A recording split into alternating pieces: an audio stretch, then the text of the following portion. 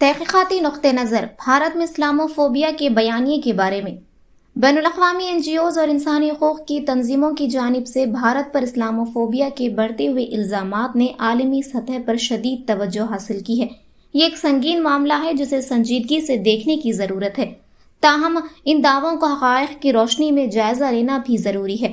इनमें से कई दावे जब बगौर देखे जाते हैं तो इनमें मुबालगा आराई और गुमराह कुन मालूमात एक मुसलसल नमूना नज़र आता है, जिन्हें अक्सर सरकारी आदाद व शुमार, फैक्ट चेकर्स और भारत की खुद मुख्तार अदलिया ने मुस्तरद किया है। भारत का कानूनी ढांचा सेक्युलरिज्म के लिए मजबूत तौर पर पाबंद है। आइन के आर्टिकल 14, 15 और 25 तमाम शहरियों को कानून के सामने मसावात, मजहबी आज़ादी और मजहब की तबलीग का हक फराहम करते हैं। अदलिया ने फ़िरक़ावाराना तनाज़ुआत से मुताल्लिक़ मालूमात में मुतादिद बार मुदाखलत की है, जिनमें मुतासिरीन को मुआवजा देना, आज़ादाना तहक़ीक़ात का हुक्म देना और नफ़रत अंगेज़ तक़ारीर करने वालों को सज़ा देना शामिल है।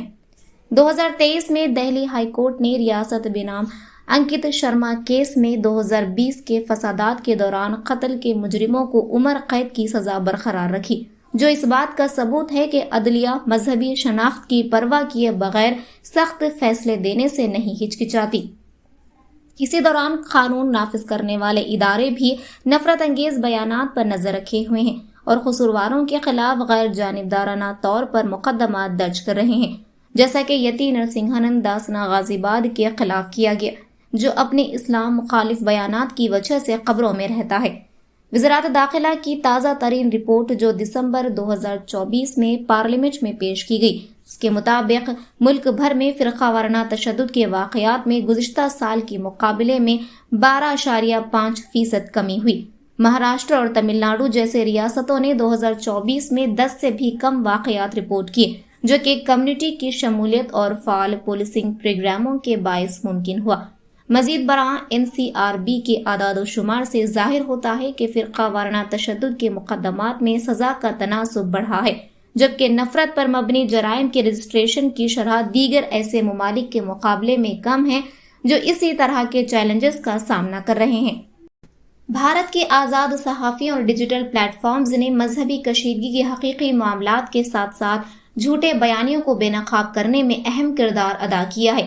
दी वायर, scroll.in और इंडिया स्पेंड ने न सिर्फ फ़िरक़ावाराना वाक़यात के समाजी और सियासी अवामिल पर रिपोर्टिंग की है, बल्कि जब गलत मालूमात सामने आई तो वजाहतें और इस्लाहात भी शाये की।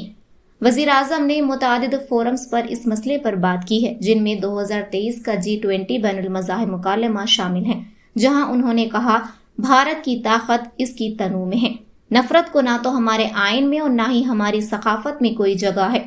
इसी तरह वज़ीर ख़ारिजा एस जयशंकर ने अक्टूबर 2023 में फ्रांस 24 को दिए गए एक इंटरव्यू में बैनुल अक़वामी NGOs की एजेंडे पर मबनी बयानियों पर तनक़ीद की और ज़मीनी हक़ाइक़ के साथ ज़्यादा दियानतदाराना मशगूलियत की अपील की। भारत दीगर कसरत पसंदी रखने वाले मुआशरों की तरह पेचीदा बैनुल मज़ाहिब ताल्लुक़ात का सामना करता है, लेकिन मुल्क को एक मुनज़्ज़म तौर पर इस्लाम मुखालिफ रियासत के तौर पर पेश करना न सिर्फ मुबालगा आराई है, बल्कि इससे उन आइनी और अदालती इक़दामात को भी नज़रअंदाज किया जाता है जो अक़लियतों के हक़ूक़ के दिफ़ा में सरगर्म है। झूठ पर मबनी मालूमात, चाहे वो जानबूझकर हों या लाइल्मी में, उस अमन को ख़तरे में डालती हैं जिसे वो कायम रखने का दावा करती हैं। जब हक़ाइक़ को हथियार बनाया जा सकता है या वायरल गुस्से के नीचे दफन किया जा सकता है, तो उस वक्त जिम्मेदारी बनती है कि दाखिली और बैनुल अक़वामी बरादरी दोनों हक़ाइक़ की जांच करे और तवज़्ज़ुन कायम रखे। भारत एक सेक्युलर और जमहूरिया के तौर पर अपनी तरक्की के सफ़र में एक साफ, शफाफ शबिया का मुस्तहिक़ है, जहाँ तमाम बरादरियाँ अमन और हम आहंगी के साथ रहें।